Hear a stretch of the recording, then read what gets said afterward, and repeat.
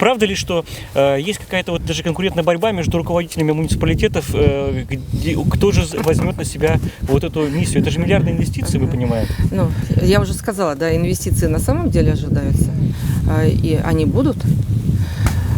Преимущество я бы не хотела, наверное, сравнивать с другими земельными участками. Этот находится на наибольшем расстоянии от населенных пунктов, от водных объектов. Ведь тогда, до 2010 года, был разработан проект. Была проведена экологическая экспертиза.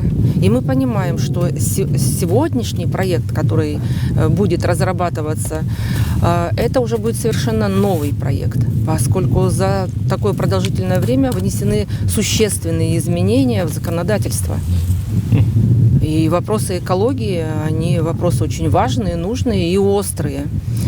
И я думаю, что, я, наверное, больше уже скажу там, в зале, где мы будем встречаться, что на сегодняшний день то есть время мусоросортировочных комплексов просто назрело.